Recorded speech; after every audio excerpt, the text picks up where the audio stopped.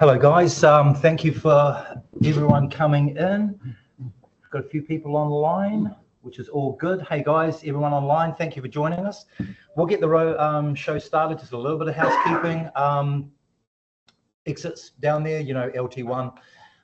Phones off, and I'll hand the floor over to the esteemed Christopher Cuttle, and he'll do the introductions. Thank you so much for attending this, guys. One last thing.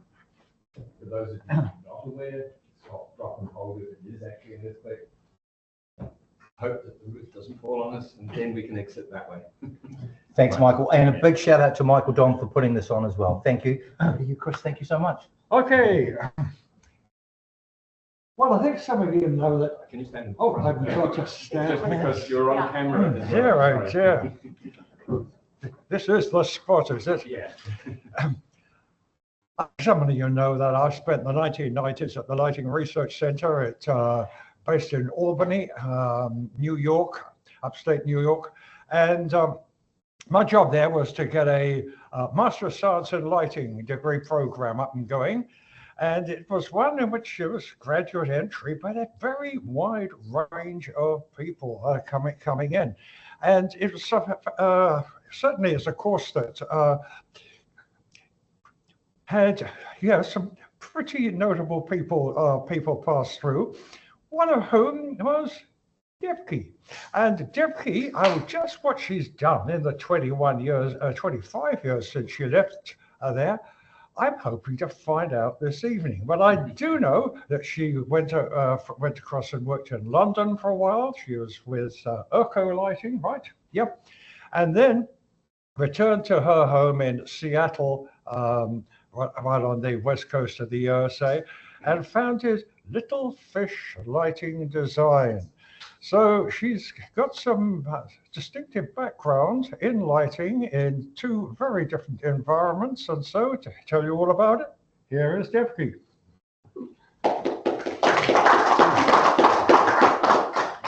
Thank you. Thank you so much for showing up today and for you online. Out of curiosity, who is actually a lighting designer here? We have 4.5. 4.5. And then are the rest of you 5 together? 4 and 2 halves.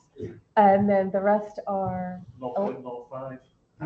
Pardon? 0.05. You can tell he's an engineer. Yeah, that's the. 0.05. And is anyone here not one of those two?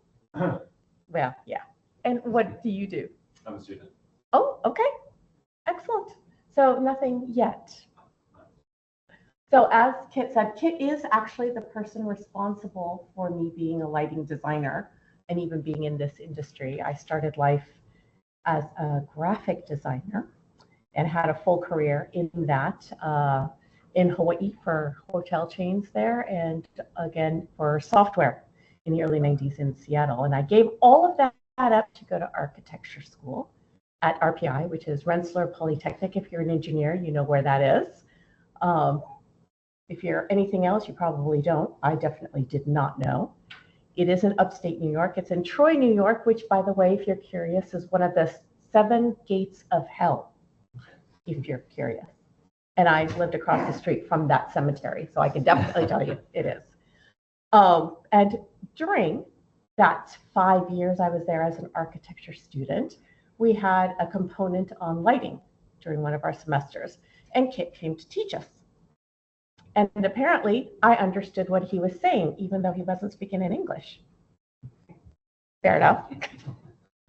So Kit bided his time and he waited 2 more years for me to graduate. And then he sent me a lovely letter asking if I'd like to come back and do my master's degree. And I said, oh, hell no, I'm not coming back to Troy. But he persisted.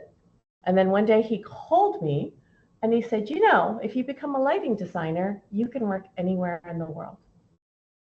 And that was exactly the right thing to say. So I packed up, moved back to Troy, New York, and I entered that program. It's a 2-year master's program, and it taught us pretty much everything you need to know about lighting. And for that, I thank you. So the day after I graduated, I got a call it was somebody with a British accent, and I thought my friends were punking me, pretending to be either Kit or Peter Boyce. So I hung up on them. And then he called again. You might know the person. His name is Miles Pinniger. He is an electrical engineer, and he is sort of a name to be reckoned with in England for lighting design. And he called back and said, no, not Peter, not Kit. I'm actually interested in an architect who's entering lighting design, because over here, everybody's an electrical engineer or a theater lighting. And we need somebody who does architecture.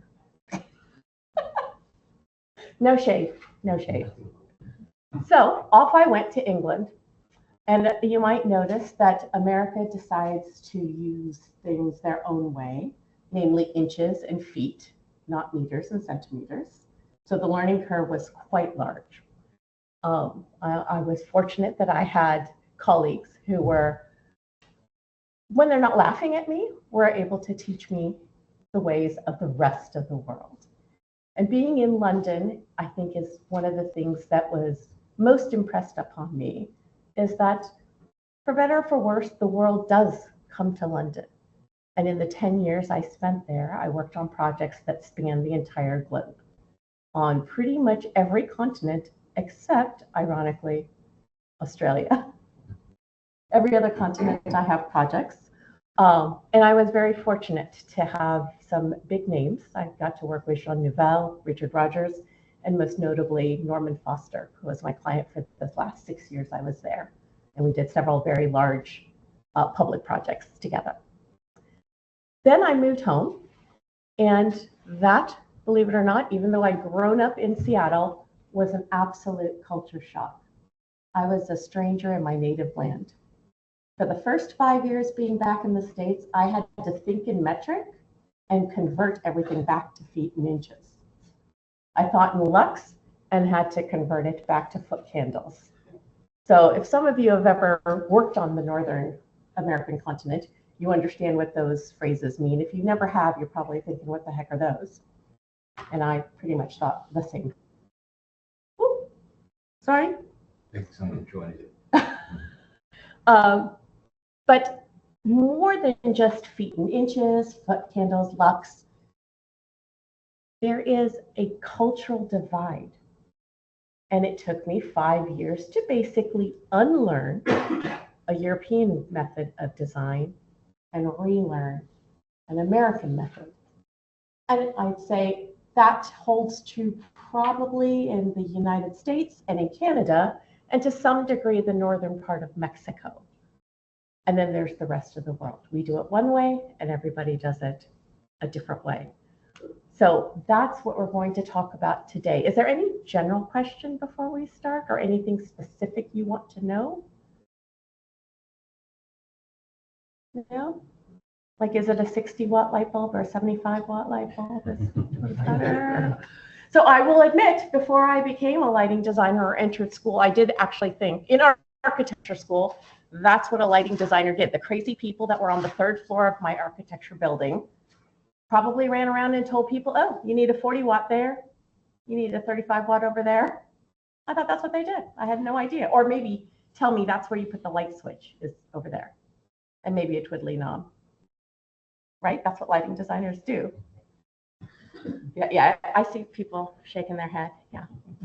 But is it just a light bulb? Well, yes, it is a light bulb. But what else is it? So, oh, sorry. This is the reconstruction of the Reichstag. I got to work on that.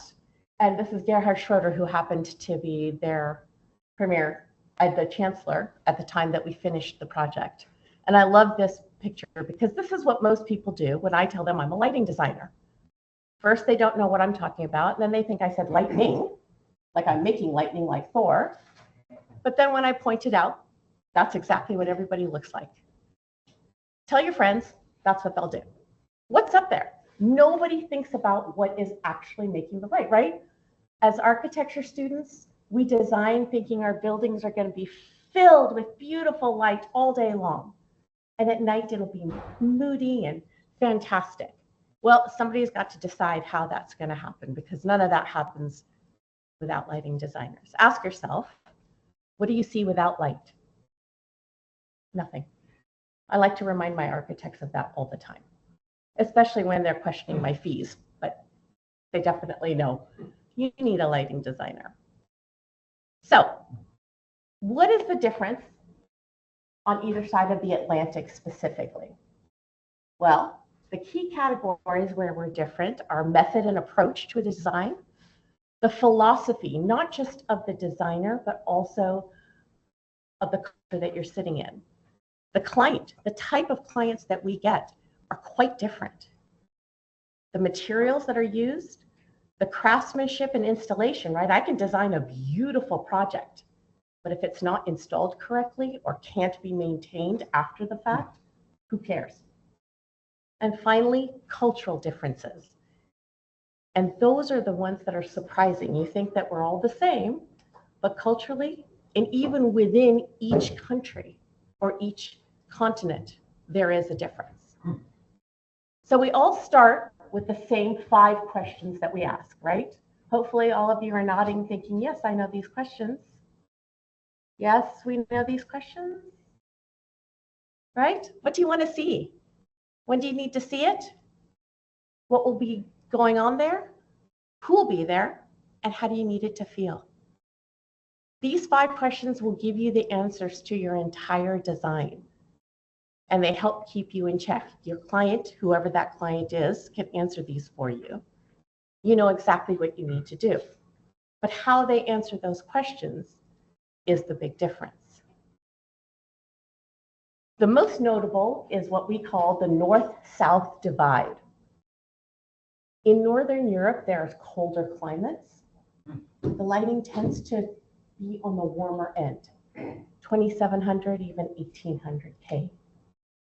Down south, let's say at the boot of Italy, where it's a hot, hot climate, Spain, you'll see that people actually are putting in 4,000 K in their homes because it's a cooler sensation.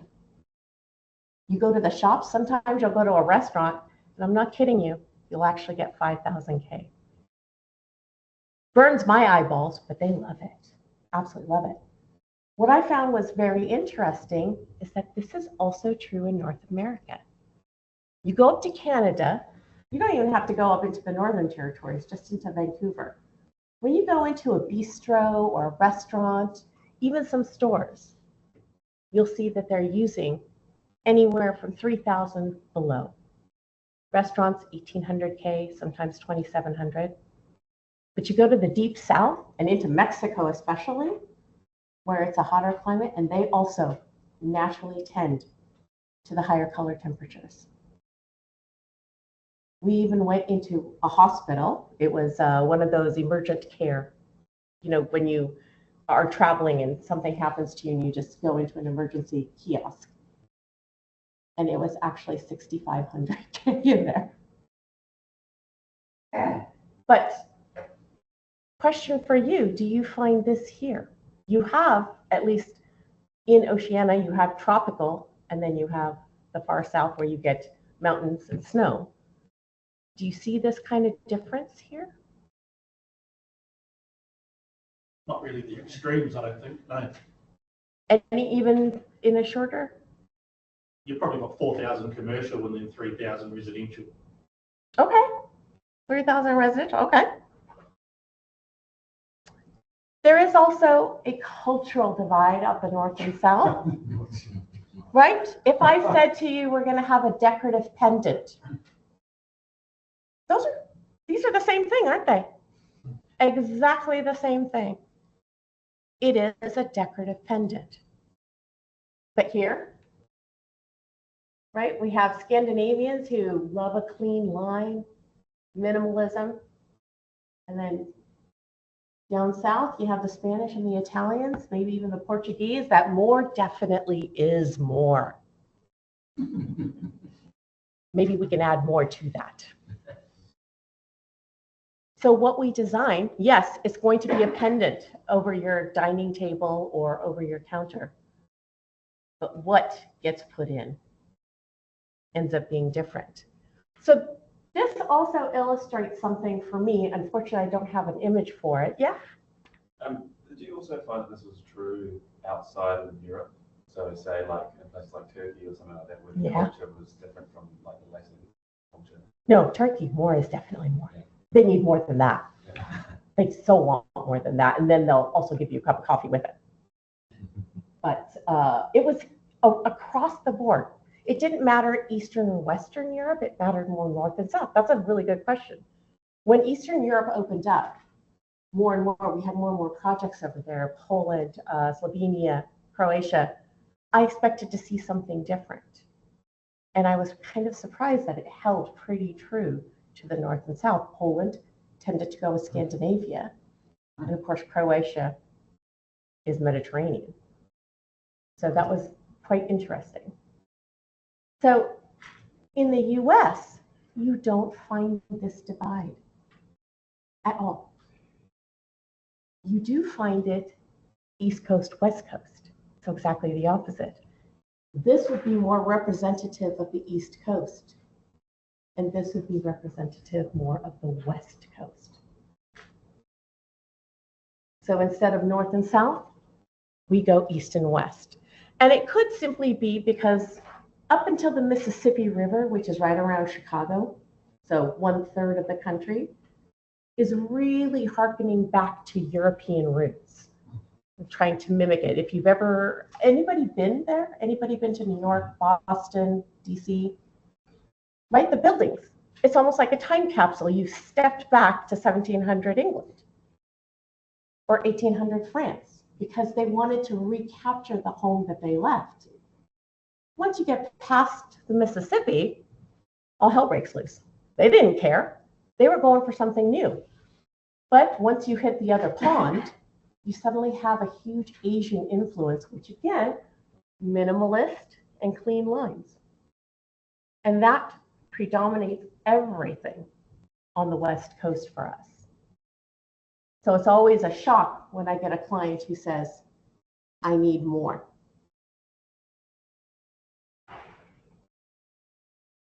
So in Europe, the communication is very different. The client is different. In Europe, we always got to speak to the actual client, the person who was physically writing the check.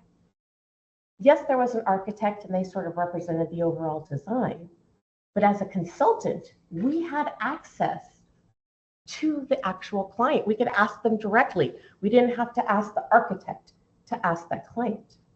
So the communication model is more like this. We would talk, the design team members had direct access to our client. We talked directly to our manufacturers, one-on-one.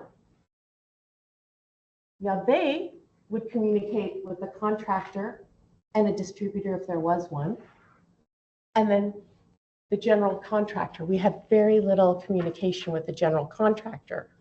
By the time we got to that process, it was sort of done and dusted because they talked directly to everyone.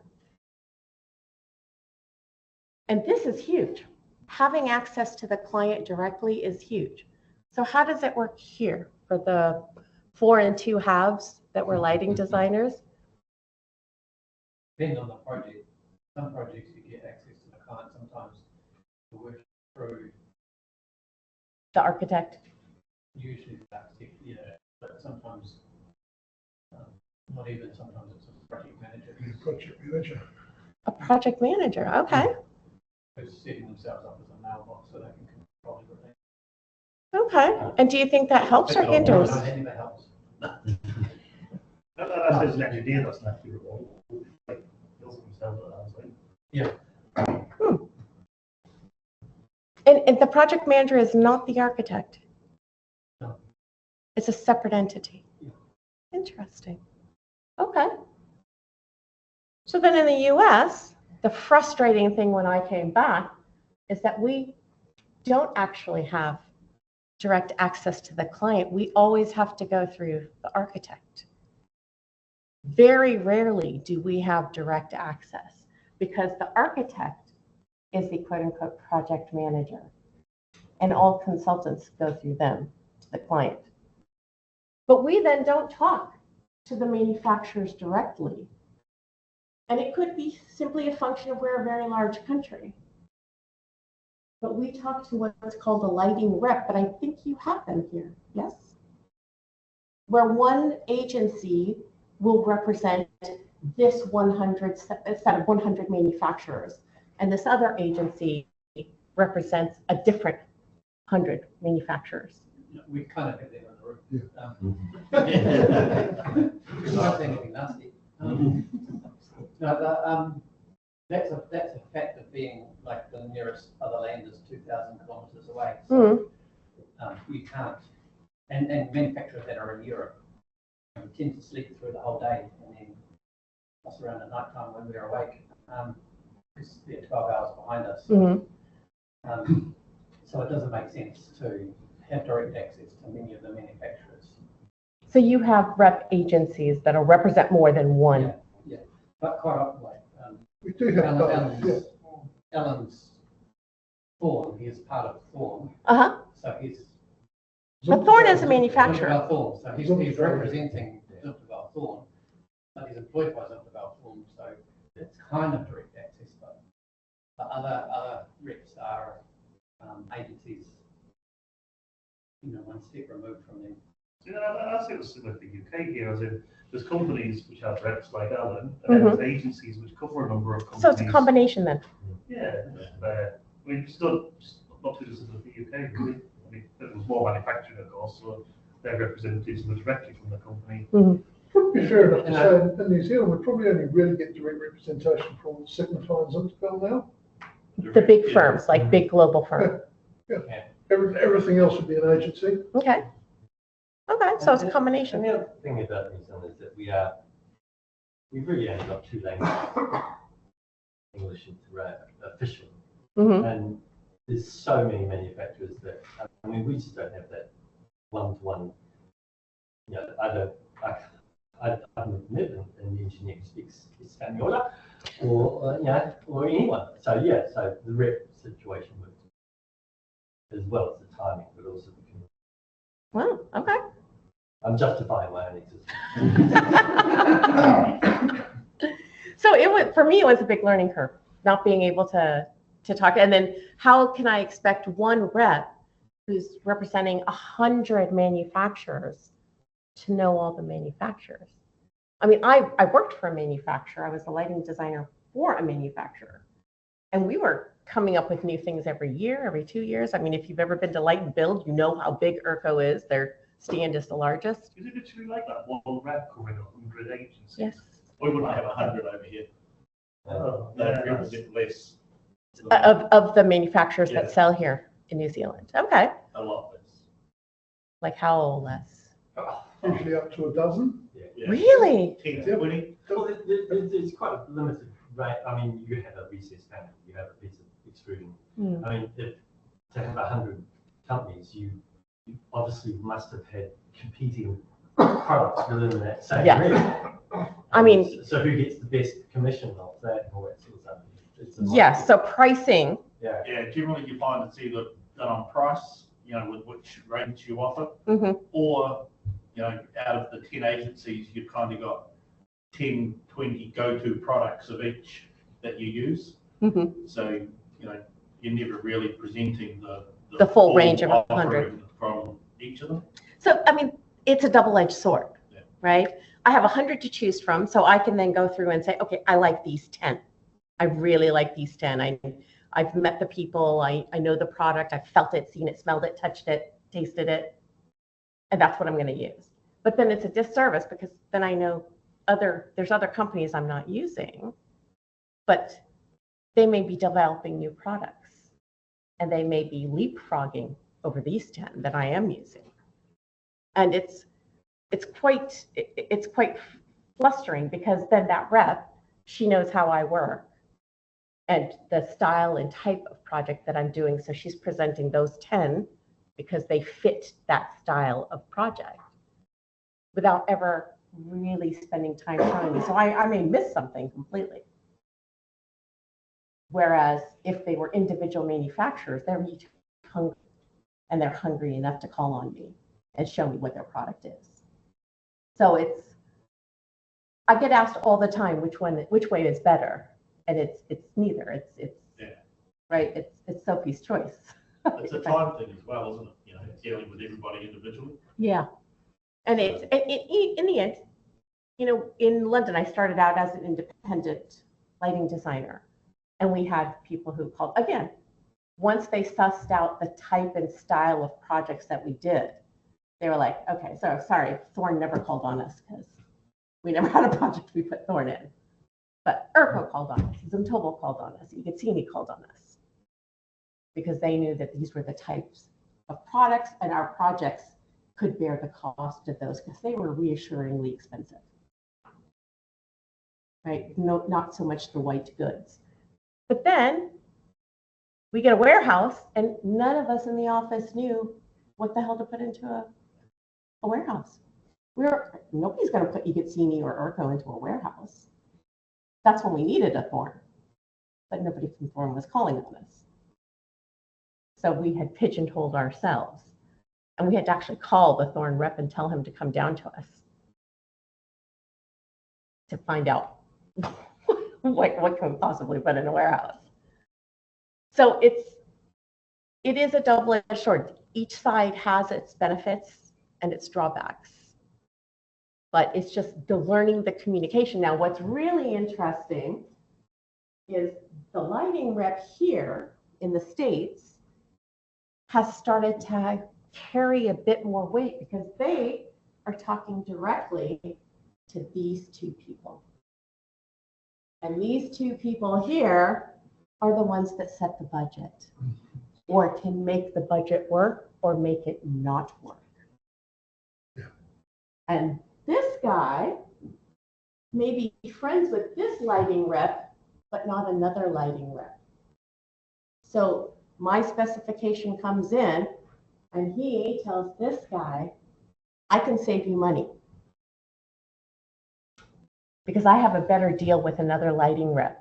And he represents all these other brands.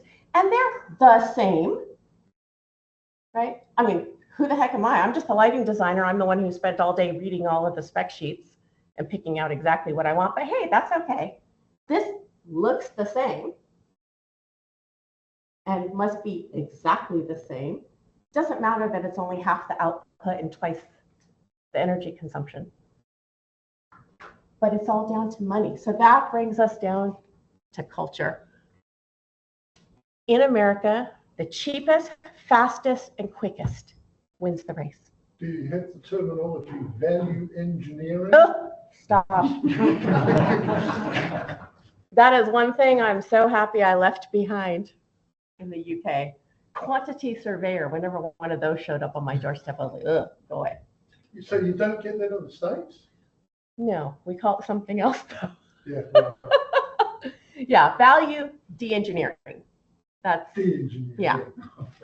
For us, it's budgetary concern, right? They call you up and say, oh, we need to cut $1 million from the budget, so we're going to take it out of lighting, and then you kindly tell them, well, lighting is only $250,000. It's like, yeah, but you need to find $1 million. I don't know how that works. The new math doesn't quite math correctly. So culturally, America is about faster, quicker, easier. What can I get quickly? What can I get cheaply? Now, did anybody hear anything about quality in there? You can have it fast, you can have it cheap, or you can have quality. You can only ever have two. And the ones they typically go for are faster and cheaper. Always. So I've had my own business since 2008. I can hand on heart tell you I have not had a single project where I've been told, it's okay, we're going to go with that even though it's twice the price because we know it's quality. Not a single project in the time that I've been doing this on my own. Now, are all of you familiar with Urco? They are reassuringly expensive, aren't they? Someone's got to pay for that big booth. But I have clients who walked in the door and had a small little boutique. We were talking earlier about business. and trying to keep business open, especially hospitality. So we're talking in London, a small boutique that's selling something that's very Londonish. And it's right there on Piccadilly, so their rent's got to be outrageous. But they come in and say, I want Urco lights there. And you even try and sell them. Well, let's go with this. This is more economical. No, I like this one. I went to some other store. I went to Harrods and they have this. That's what I want. Literally every week, there'd be a client walking in the door saying, I want Urco. I heard you're the best. I want you. So do you think that's about technology or brand? Yes. How much did Harrods pay for that, for those lamps in the first place to get into that product placement? That's the other question. Well, I know that we had a very nice office in Mayfair. And Harrods was one of the first projects they did. So it was astound me. My eye doctor, right? An optometrist. He had Urco in his waiting room. Because for him, he bought the best. It's like buying a car. If you want a Ferrari, you buy a Ferrari. You don't buy a Yugo and paint it red and pretend it's a Ferrari. Now, there are definitely people who bought other products, but when they walked in the door or called their architect and said, this is what we want, they stayed with it. We never had a discussion about value engineering. Funny enough, lighting was never the thing that got value engineered. In all the projects I worked on across Europe and in Asia. Do you think that's still the case in Europe? So my best friend took over my position when I left, and mostly, I think there are some things that do hit that, can we get something cheaper? But I think manufacturers have also gotten smarter. There's now, instead of everything is at this level, there's now more depth. There is sort of an entry level, a mid-level, and a higher range. I went to UK 2005 and it was never as extreme as it is in New Zealand. I mean, planning engineering was out there and you had to choose the right product for your project, the right budget, but it never got much scrutiny as here. Right. So I think it was, yeah, I mean, if you specified the right product for the project, it just went through. It went through. Yeah. That's great. I'd love that. In the north of England, like, we did use a lot of, affluent London was use these fancy fittings. Well, I mean, yeah, let's face it. London is a bit full of itself, isn't it? Yeah. Right. But this is the dilemma. I could just design and select anything I want, and they trusted me that this is the best. I think there was a fundamental understanding that without light, you don't see anything, right? So I coined a phrase. I used to teach at all the architecture schools, right? Urco sent me around to talk about lighting. And I looked at somebody and he said, well, why do I want, a student asked, why would I pay that much for lights? I'd rather have a beautiful wood grain on my walls or a plush carpet or really nice designer furniture. And that's when I asked him, well, what are you going to see if there's no light? And he was like, oh, okay. But, what about the building? And, we can build it out of better materials and everything. I said, yes, but lighting is the little black dress of architecture. My job is to make sure that all the things that the architect wants to shine on look fantastic. But then all those other bits, like the garbage chute, the loading dock, those areas, a little black dress hides all those things. They're still there, but it's not what we're looking at. And fundamentally, I think that is understood in Europe generally. They will buy the best quality that they can afford. But then let's come to America. You're doing a house, multi-million-dollar house. There's a woman dressed top to bottom in Chanel, clutching her handbag dog, asking, well, I was at Home Depot and I saw these downlights for $23. Can't we use those? I'm like, lady, you're standing there in Chanel, completely useless stuff. And you're asking about the lights. You will change your wall paint or your wall covering 4 times and your carpet 5 times before you ever touch the lighting. Yet that's where they want to save the money, is up there, because they're about quicker, faster, cheaper. And it's quite frustrating. It's really frustrating. Lighting's a necessary evil, though. You know, they don't see a benefit for it. They don't see a benefit. And They really, everyone's gone into the supermarket in this country and bought a light bulb and gone home and changed it. So they're really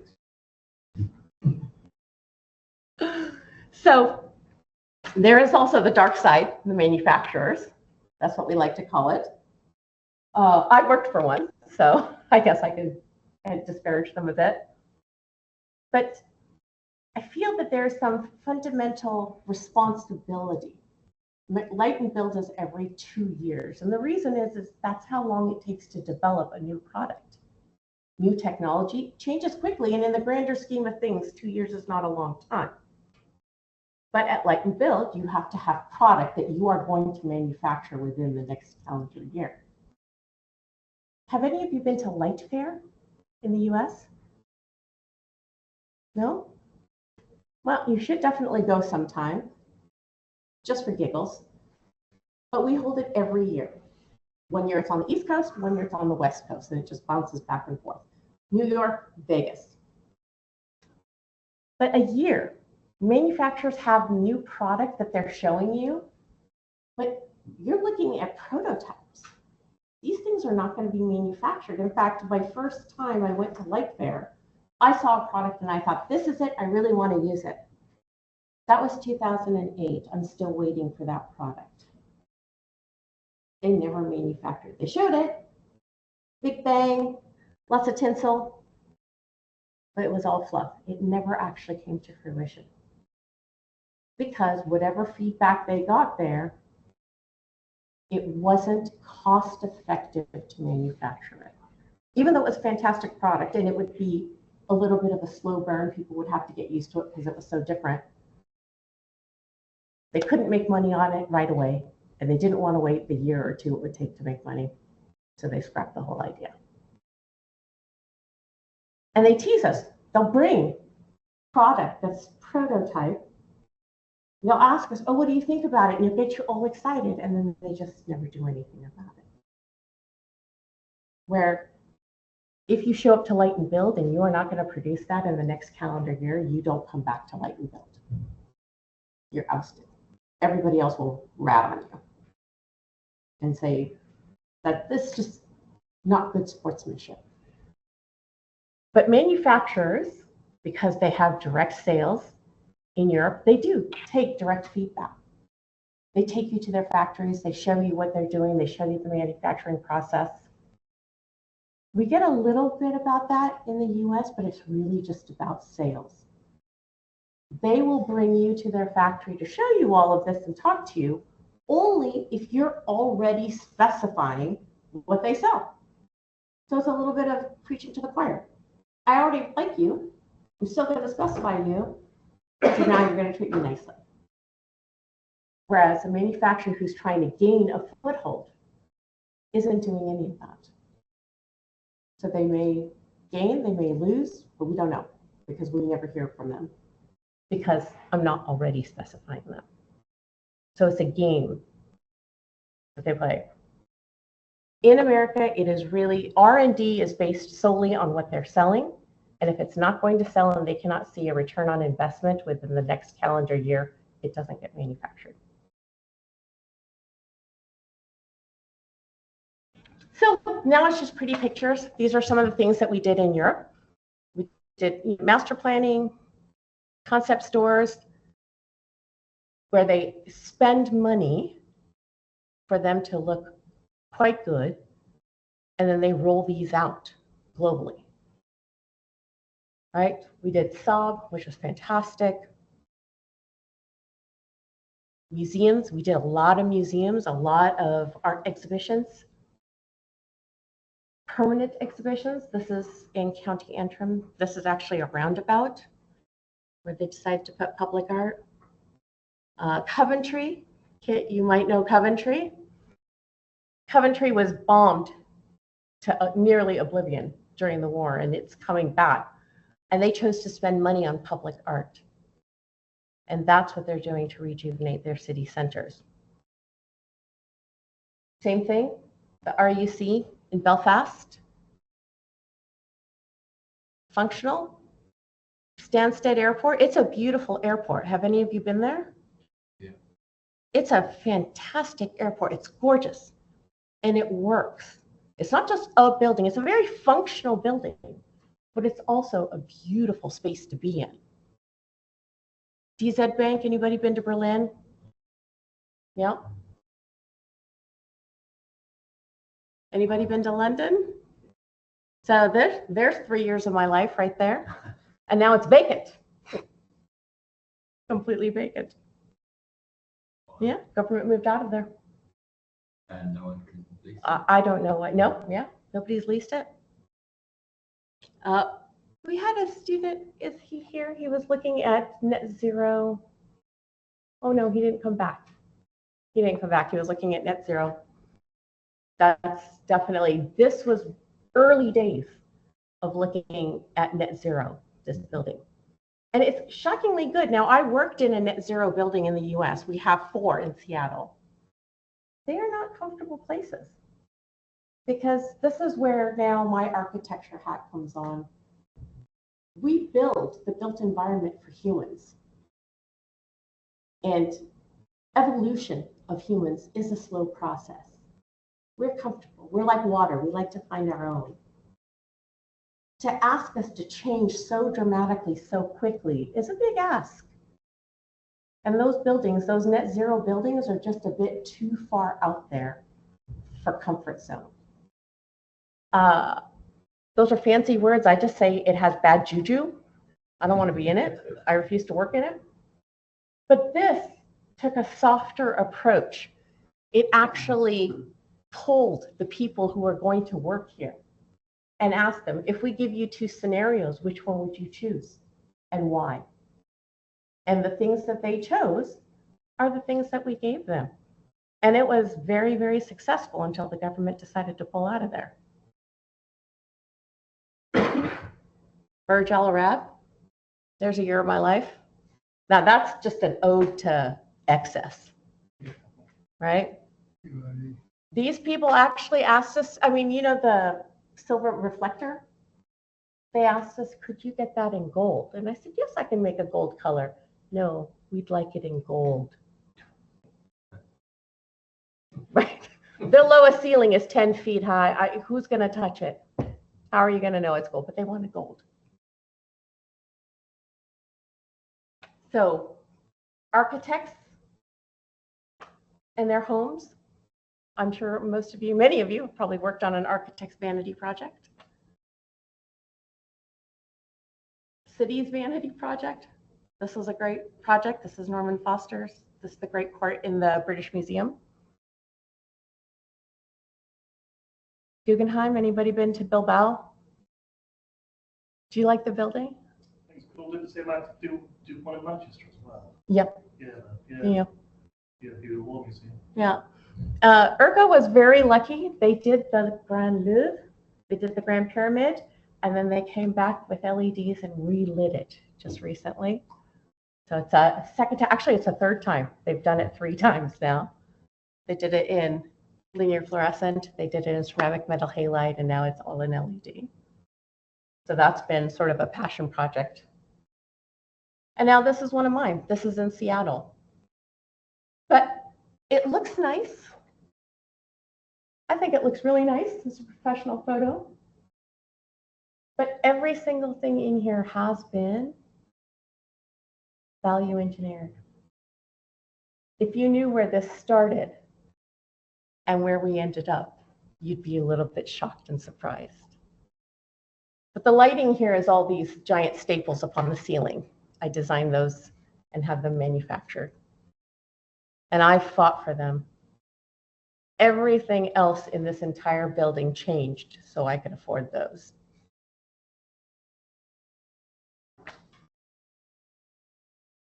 So this is what happens when you can't sleep at night and at 2 a.m. you have this really wild idea and you say, hey, let's do this. And the architect says, yes, let's do that, until he finds out how much it's going to cost to do that.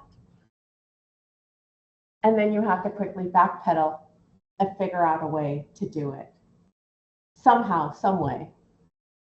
And at this time, when this building was built, this product didn't exist. If we did it today, that's no big deal. And you'll see another project where we did something like this. And we were spoiled for choice. We had 4 products to choose from that would do this. But sometimes you think of an idea and the product just doesn't exist. I had 2 manufacturers, both European, who said that we'll work on it with you and develop a product. Not a single American manufacturer offered that. Not a single one was willing, because they thought, oh, one project, why would we do it? Because where's our return on investment? We do some art things, but shockingly, this is actually a European designer, a European artist who was selected in a jury to design something for this installation. This is our National Crime Lab. But retail is huge in America. So much money goes into retail. I think this may be universal, but I've never seen so much money. Now, we change our retail lighting. In fact, the whole retail interior skin will be changed pretty much every 3 to 5 years. Is that a pretty standard here as well? Like, what's a New Zealand brand? I was thinking 6 to 12. 6 to 12? A little bit longer, but yeah. So think of a New Zealand brand and how often have they changed their look? In Europe, it was generally about 8 to 10 years that they changed to look. In the US, it's 3 to 5. They'll scrap everything here and we'll start from scratch. So we believe in making cathedrals to sports stars. This is on the Nike campus. We will spend money on sports stars, our sports stadiums, our anything that's music related, our music venues. These are where we spend money. We don't spend them on our schools, our libraries, our city halls. But this is where we do spend it. Universities. I don't know, is university free in New Zealand? What's your average fee for a year? In the School of Architecture, somewhere between 10 and 12. Is that right? Yes, A year. a year. Oh, I'd love for it to be 10 grand a year. Which is When I went to RPI, so this is the 90s, my tuition was 126,000 a year. And it went up, the last year was 145,000 a year. That is not books, that is not any fees, that is not living expenses, that is pure tuition. It's about a quarter to a third of the actual funding to the university. The rest is government. And it hasn't changed in at least 10 years. Wow. As in the government funding, Yeah. it just remains as a proportion. So when I lived in England, there was a big hubbub because they started to charge students a fee at university. Yeah, I think I got in just before that. Yeah, it was 2,000 quid a year. Shocking. And there was a lot of grumbling.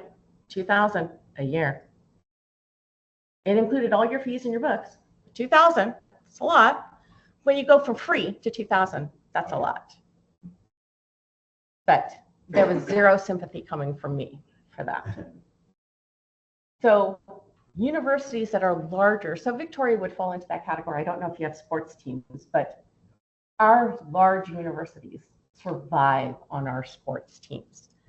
American football, basketball, and baseball. Those are our trifecta. That drives a revenue stream, is it? It's the biggest revenue stream. From what did you say? So, Sales of tickets, booster club. So booster club is someone who went to the school as an alumni, maybe played for the team or believes in their team because you live in the hometown and you just give money. Then you're called a booster. But ticket sales and concessions. So concession is anything that's sold within that theater of play. But that makes up typically 55 to 60% of the income of these bigger universities. And the rest is tuition and the state. So these are state universities. So broadcast doesn't fit that. There's not that much fees out of broadcast. That's part of the sports. It is the sport, Yeah. But that, you Yeah. get concession. Correct. And that's why, so we have a grading system of the teams, you know, Division 1, Division 2, Division 3, and then sort of the intramural people who play for fun. Right, fun, we remember that.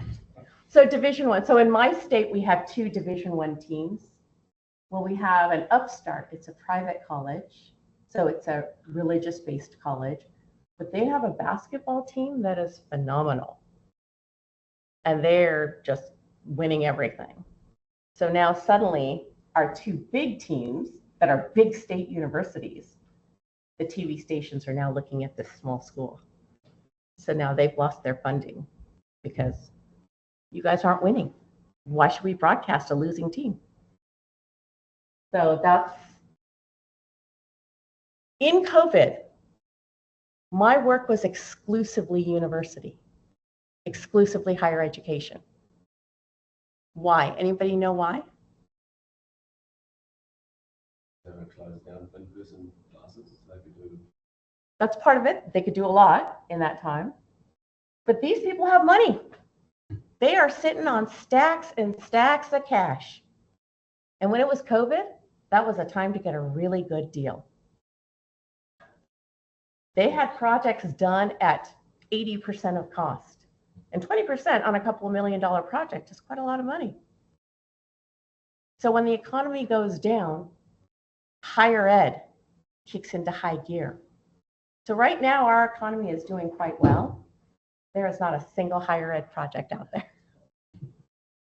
So you can always tell what the economy is doing.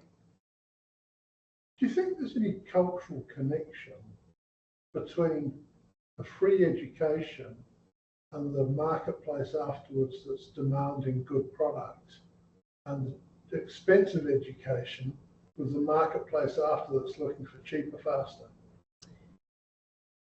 Yes, but loosely. Loosely. I think, so when I would teach at the universities, like up at Cambridge or over in Wales, I would go hang out with the students afterwards.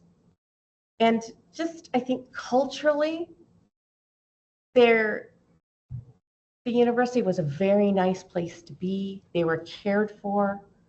They had nice things, like food was nice, accommodation was nice. They weren't crammed 4 students into one room. You know, each student kind of had their own room. And you learn an appreciation through example to appreciate nicer things. You know, here in an American university, you pray that your dorm mate or mates, you think you're getting 1 roommate and you end up, you have 3. And you're all crammed into the same size room with the same facilities. Your food is terrible. You cannot wait until you're a 3rd year so you can live off campus. And you think, well, when I'm a parent, my kid will do the same thing because you have to pay your dues. And you just learn to expect crap. It's really hard. I mean, you'll have a few people who will come through and appreciate some nicer things and understand the value of things. But here it's just, you know, we also have a philosophy, every kid should go to university. It's not really true, but that's what we're trying to do in our education system right now, is get every kid to go to university. And so, you know, if you're stuck somewhere that you really don't want to be, what do you care? But I think it's appreciation of nicer things and quality comes over time. You give people nice things and show them how to care for nice things. They learn to appreciate nice things. But we don't think of our students that way. So if they appreciate them, they're not getting that appreciation at university, right? This is one that we did. This is Oregon State University. We did this for the students. This is a building that's owned and run by the students. They raised the money to build this. And that was quite surprising. So the university gave half the money and told the students, if you want this facility, you have to earn the money. So an entire class went through, so 4 years of fundraising. So the kids who voted for this and initially raised the money for it never get to use it. But they did it for the future, for future students that come through here. So in this building is all the student activities and clubs, and there's like a ceramic studio, there's a shooting range in the basement, there's all types of things and activities that students can do. And they're all housed here. And it's constantly changing depending on, you know, what's trendy right now. There used to be a knitting circle right here. We had to move them to take the photo because that was really popular for a while. They'd sit around and knit. But it's their building and they can do whatever they want with it. I went there. This building was built in 2015. And I went down there a few months ago. And it still looks pretty good. We gave them something nice. And they've taken care of it, even though they run it. They're responsible for it. Right? So this is a brand new one, Portland State. Again, we're now starting to provide nicer things, but it's a German architect. He demanded that we have nicer finishes, nicer quality. He's the one who fought for those lights. Here's Zoomtobel. There you go, right there. How do you service the light fitting under the catwalk? It's got a scissor lift. It is back access. Mm-hmm. Yeah, perfect. So yeah, I mean, we have to talk about all the non-sexy bits. How am I going to maintain it? How long is its lifetime? How do I dim it? What are the controls, right? But right, these are just pretty pictures. Lots of great projects. Lots of higher ed. You can see COVID was very lucrative for LittleFish lighting. So this. Do you remember that building I just showed you, the simple outline every couple of floors? Well, 2010 to 2000, well, this was built in 22. This was built during COVID. Here, there you go, 2 a.m., bright idea. Client loved it, let's do it. But now I had 4 separate manufacturers jockeying to get their product on there and willing to work with us because suddenly they realized, oh my goodness, I can make money off of this. Let's do this. So the awkward child in the room is building codes, right? In Europe, there's a simple standard. You build for 100 years. That is the code. Whatever is current, right? We're constantly working to have better levels of power consumption, better light. I mean,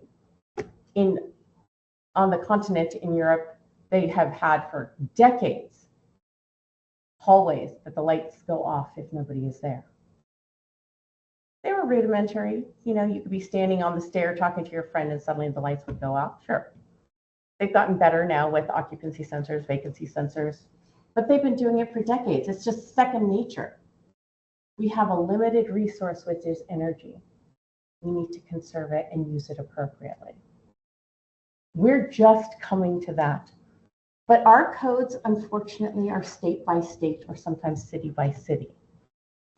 Seattle has the most rigid electrical code in America. California, the state of California, is second. But I have clients who actually ask me, can we build across the city line? I mean, literally the street that's just out the city line so they don't have to follow the Seattle code. Because, how onerous is Seattle's code? pardon? How onerous is Seattle's code? I like to hand people candles and say, there you go. It can be brutal. It is brutal. Oh. It's a lot of mathematics and a lot of hijinks to get within code. Is it based on what? Some foot candles? Yeah, power consumption for different types of application. You have a maximum, an allowance for this type of space or occupation, an allowance. But this code has actually written in the use of lighting controls. And there's a trade-off. You can have this much, but you have to control it. And you would be shocked at the pushback on that from clients. Because, you know, all those occupancy vacancy sensors and that extra wiring cost money. Is there a way, we actually spend whole hours in meetings talking about, is there a way I can get around that? Even though it's the right thing to do. It's absolutely the right thing to do. We've just had that because the insulation bills have been increased to probably a third of Europe's code up to, but you know, pushback from developers claiming that houses are overheating now, which is a clear misunderstanding of how insulation works. But you know, it's the squeaky wheel syndrome. You'll say something and somebody go, yeah, okay, yeah, that guy said this, I'm going to say it, and this somebody else says it. And if you say it often enough, it must be true. Yeah, must be. Yeah, especially if you also put it on Facebook. Yeah, It's not a lie, it's got to be true. it must be. I saw it in writing. It has to be true. And it's shocking to me because, you know, when I came in 2008, we had things in Europe, DALI, so digitally addressable lights, moving to wireless controls. Everybody had controls. You just had them. There wasn't even a discussion. You just had controls. If a space is not occupied, why is there lighting? Turn it off, dim it down. This is just a no-brainer. Here we are now, 16 years later, 2024, and I have to actually circle it in the code and give it to the architect and the engineer and say, we have to do it. The word like LEED projects, they not endorse use of lighting control. Yeah, If so buildings are LEED certifications, not make them more valuable as buildings. So. no. The So market's looking to drive it, isn't it? LEED suffered from bad marketing. It's a good idea, but it suffered from bad marketing because it was a great set of concept ideas to apply across the board, across an entire building and all of its systems. But then it became very regimented and very expensive to get that certification. So people started looking closer and said, well, who died and made you king? Why are you the only organization that can give me this certification? If I meet this criteria, well, there should be others. There's no competition. And the cost of LEED certification escalated exponentially. And they kind of shot themselves in the foot. So now we have well building, right? Which makes a little bit more sense. Is that taken off then? It's starting to. So I heard that was very expensive to get certified as well. It is. They're all quite. But well building. Wasn't Leonardo DiCaprio on their board at one point? Pardon? Wasn't Leonardo DiCaprio on their board or something at one point? Oh, I don't know that. Was it something like that? Yeah. I'll definitely be on those projects. Thank you so much. There was somebody of notoriety. So LEED was very calculated. It was kind of, you know, watts per square foot or flow of water or whatever. It was very mathematical and tedious. I think tedious is the word. But well building takes into consideration how people occupy the building. What makes sense? They say, here are 5 things you can do, select 3 of them. The 3 that make the most sense for this building and what it's going to be used for. So we prefer those. But LEED is still hanging on. It's still a standard. You hear about it less and less. I mean, we had a few. Woo, look, LEED Gold, LEED Platinum. You know? Over here, we do a green star building. There's a demand for it in the market. Tenants are looking for it because they would keep sustainable apartments are asking for it. Leases are often tied into achieving it.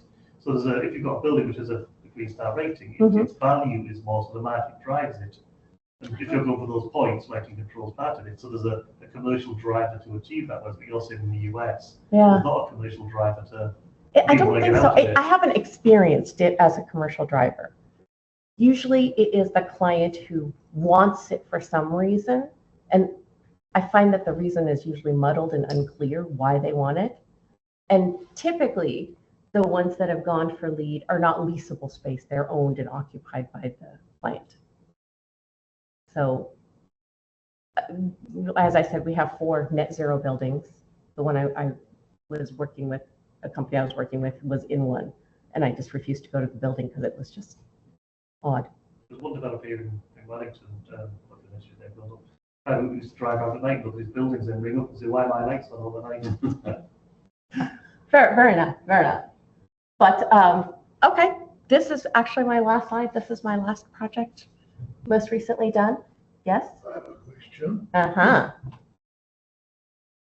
If the IES of New Zealand and possibly New Zealand Lighting Council and so on wanted to try and influence and demonstrate value to the market and influence the market to make better quality decisions more around the European than the American style, what do you think would be the most effective tool and way of communicating that message to the general public and the consumers and the governments and the so on?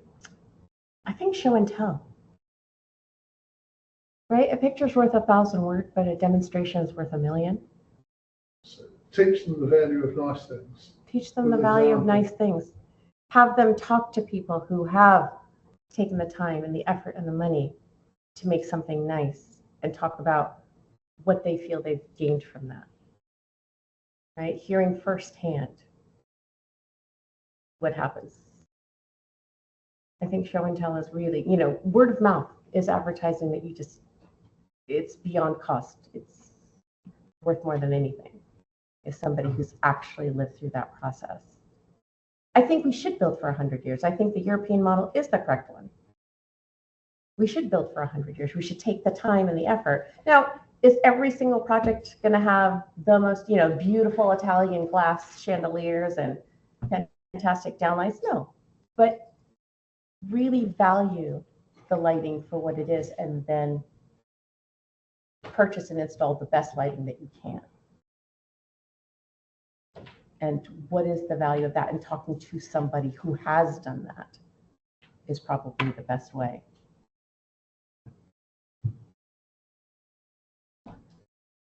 Any other questions?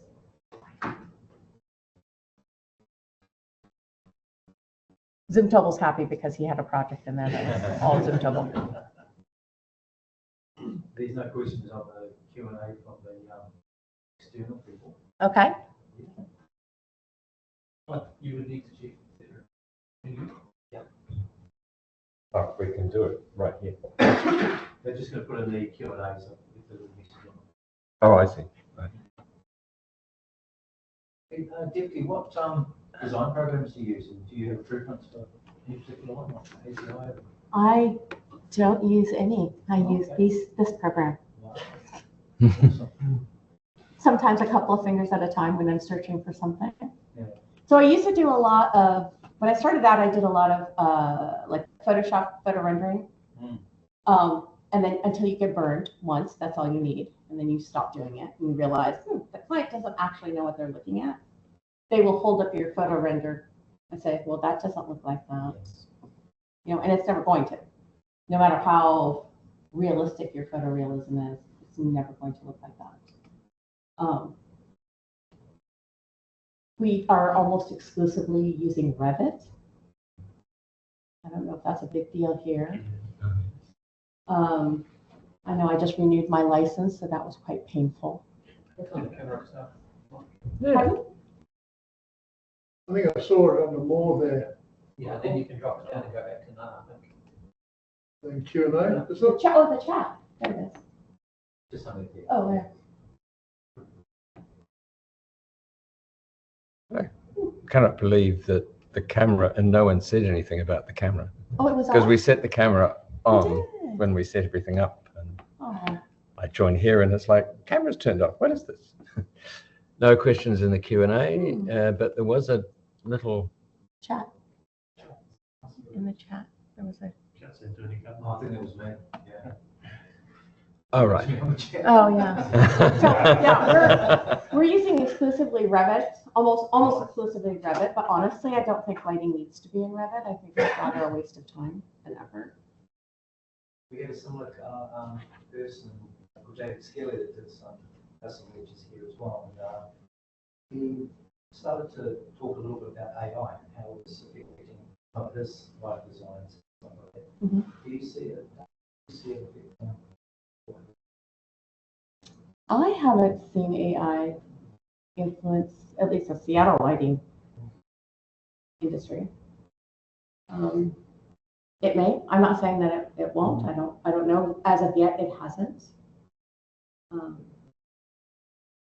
But you know, we're still battling the whole 3D, 2D thing. Calculations, we use AGI. There's a couple of other programs out there, but they're usually manufacturer supported. But so we use AGI.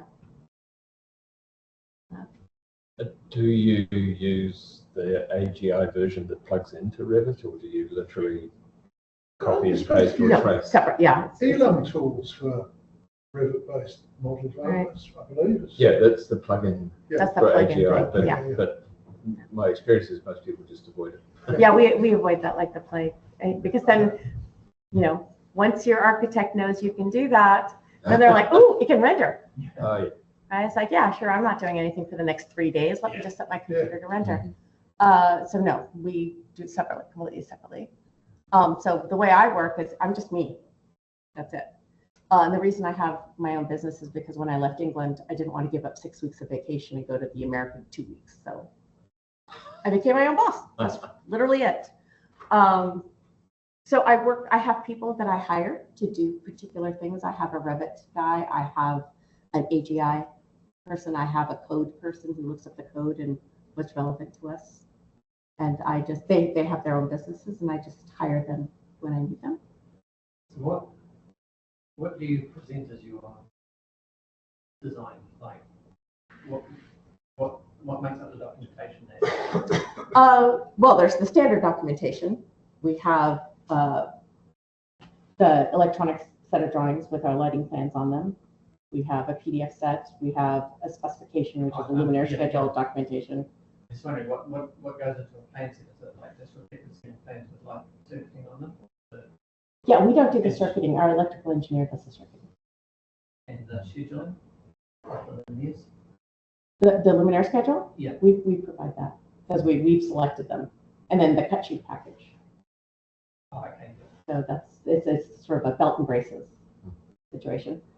And then, of course, RCPs or floor plans, if there's anything on the floors or walls, include those. Sometimes we'll do elevations. It depends what the client wants. We always do a narrative for the lighting controls. We say what we think should happen. And So that's the description. It's a detailed description of, you know, these are the spaces, this is what should be happening. And then the electrical engineer will select the bits and bobs that go into making that happen.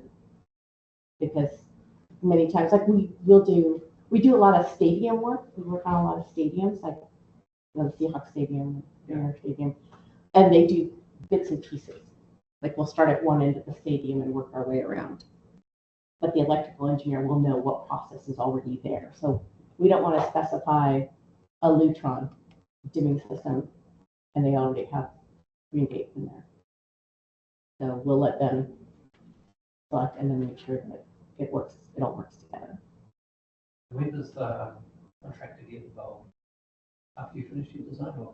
Yeah, typically, yeah. So, right, we have and I think it's the same here. We have concept, schematic, design development, construction documentation, and then construction administration. Those phases. Yeah. So you know, our work product is like a big camel home, and DD design development is where we do the majority of our work. And then right at the beginning of construction documentation, any last little bits of, at the end of DD, the design should be done. And then it's just fiddling with it to make sure that it fits, that it doesn't clash with any of the structure or those kinds of things. So right at about 20% CD, we hand it over to the electrical engineer, who then takes it on. And then they will do, so our drawings, our set of drawings are always EL. Yeah. And then they'll disappear, and then they'll just become part of the E set. Yeah, I think they want to our speeds of nature work with them a lot, and that's what they did. They produced that documentation pack that we incorporated and kind of took ownership of it. Right.